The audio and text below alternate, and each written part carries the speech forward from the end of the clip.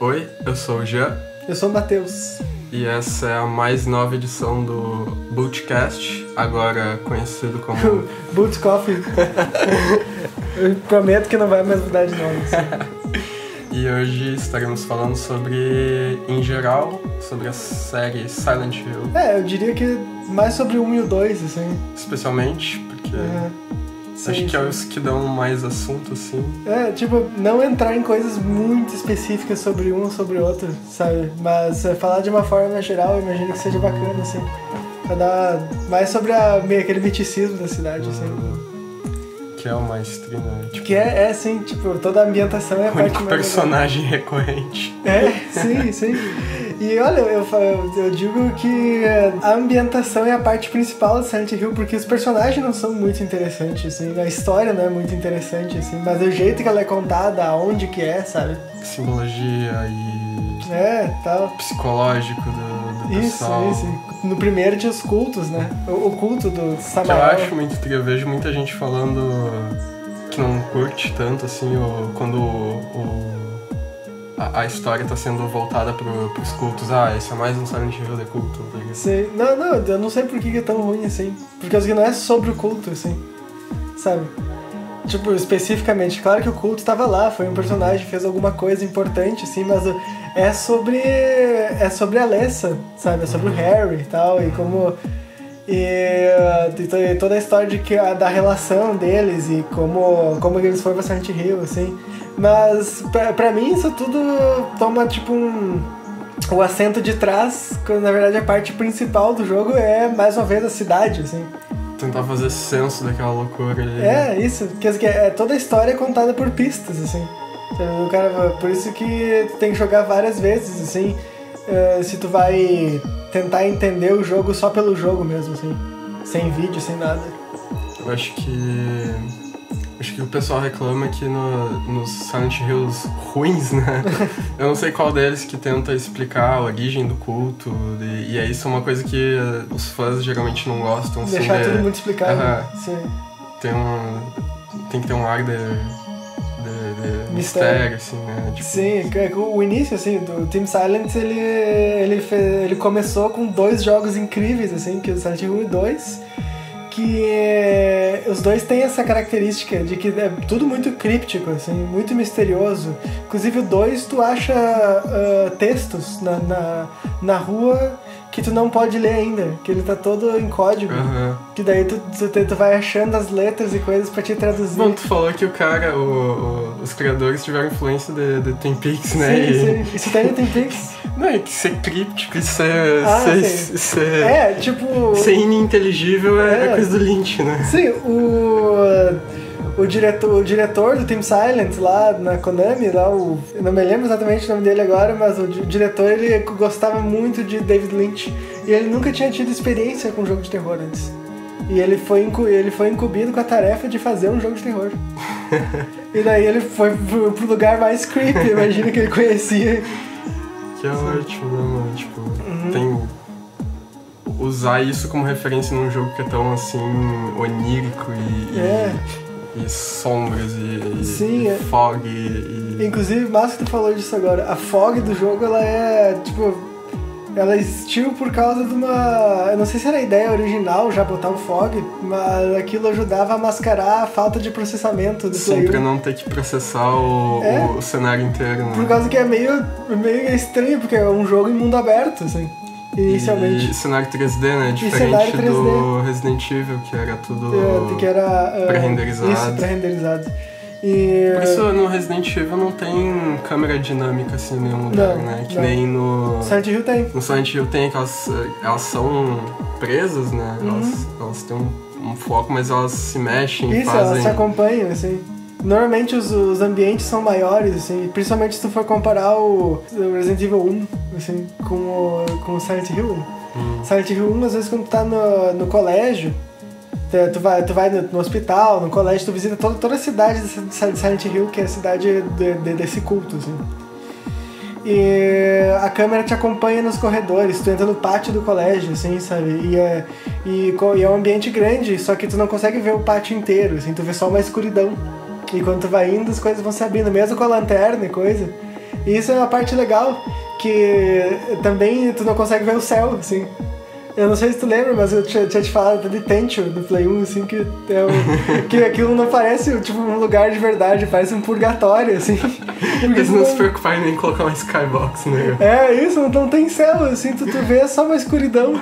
E eu acho que isso no Silent Hill funciona muito bem, te dá aquele clima opressivo, assim, de que tem alguma coisa errada. Outra coisa que eu acho que adiciona muito, muito bem no clima é o voice acting, assim. Sabe? Que eu já ouvi ser, eu não sei a respeito do 1, mas no 2 eu ouço ser descrito como ruim. Sim. Principalmente o personagem principal, mas é um ruim meio camp, assim, mas que só serve pra agregar, sabe? Isso é verdade. Eu não sei se tu ouviu isso também. Sim, mas é que isso vem lá, até quando o pessoal fala do Resident Evil 1, assim, que tem aquele voice acting que é memorável. Eu assim. Acho que é muito... Sim, claro, é pior. É muito pior. Mas é que é aquela coisa, tu tá inserido naquele ambiente, assim, tu tá observando aqueles personagens jogando o jogo, e daí tu vê, mas olha o jeito que as pessoas estão agindo, assim, alguma coisa tem que estar errada. Eu acho que adiciona porque é um lugar opressivo, assim, e uma característica de má dublagem, má atuação, assim, é uma timidez. Isso dá um ar meio, assim, esquisito, assim, pros personagens, né? Eles timidamente falando suas linhas. Isso tem até nos filmes do David Lynch, assim. É um recurso que o cara usa, às vezes bota uns atores que estão claramente atuando, assim. Twin Peaks é isso aí, uma boa parte do Twin Peaks é assim. E tu vê, tem alguma coisa que não tá errada, assim, eles devem ser aliens.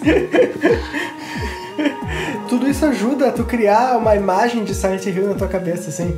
E todas essas coisas ofuscam aquela história do culto, assim, aquela história tipo de filme de terror B, sabe? E tanto que até no Silent Hill 2, que é a mesma cidade, assim, ou só outra parte da cidade, eles tiram o culto da jogada, assim, completamente. Tipo, ainda tem uma referência aqui e lá, mas eles tiram o culto, assim, só tem a ambiente da cidade. Na história ou é alguma coisa que tu encontra no cenário, assim? Tipo, uma coisa que tu encontra, pistas e coisinhas, assim, sabe? Tipo, mas não tem nada, tipo, de que bote aquilo em primeiro lugar, sabe? E é por isso que eu digo que não é sobre o culto, assim, porque tu tira o culto e tu deixa a cidade, assim, sabe? Continua sendo uma história envolvente. Sobre Silent Hill é tipo um pilar, assim, onde... pra fazer... histórias. Botar personagens pra sofrer ali. Isso, é tipo um purgatório do personagem. Principalmente o 2, né? Só que o pessoal reclama que depois que eles fizeram isso, quando a Konami delegou Silent Hill pra desenvolvedores ocidentais, então eles sempre estavam tentando isso. Eles sempre estavam tentando recriar o Silent Hill 2. De que, tu fez alguma coisa ruim, tu não se lembra. Só que não é isso, sabe? Esse, nos primeiros Silent Hill do Team Silent até o 4, vamos dizer assim, sabe? Não, que... Gosto do 4? Eu gosto do 4. Até o 4, sabe? Que... Até o 4 que é time japonês. Isso. Só que o Team Silent, ele não era as mesmas pessoas sempre. Ele sempre era gente que ia entrando e saindo, sabe?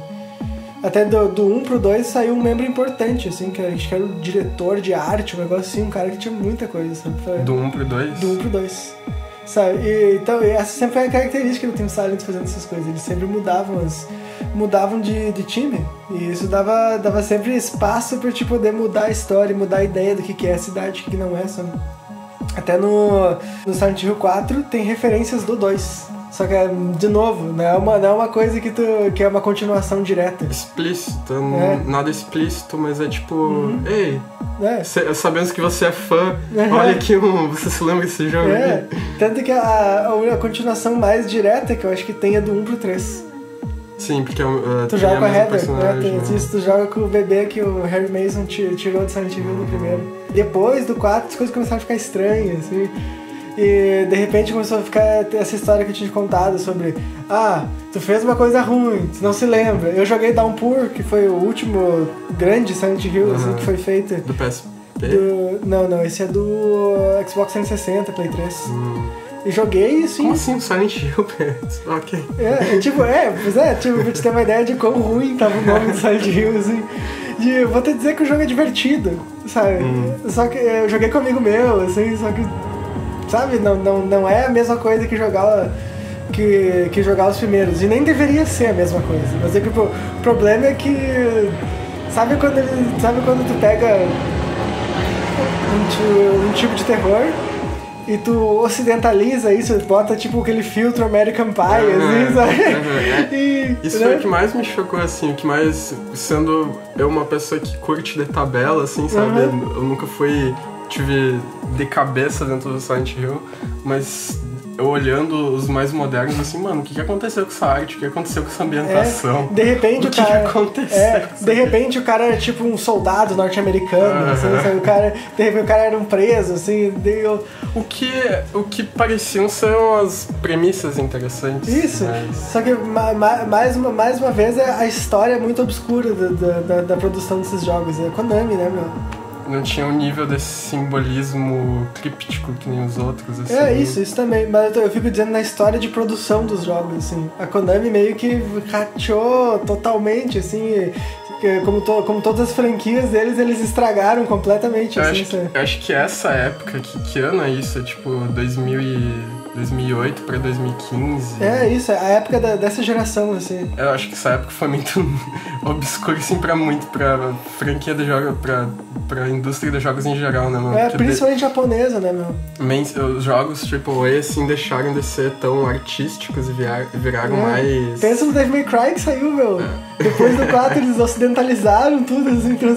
Pra te ter uma ideia, no Downpour até eles botaram, tipo, uma música do Korn na abertura, assim. Eu recomendo muito, se você não jogou algum dos 4 primeiros, pelo menos, assim, jogue. Joga até os que vem depois. Como eu disse, o Downpour ainda é divertido, você não vai ter a mesma ideia, assim. E eu acho que a gente vai ficando por aqui. Essa foi mais uma edição do Boot Coffee, agora conhecido. Então tá, gente, feito. Até mais.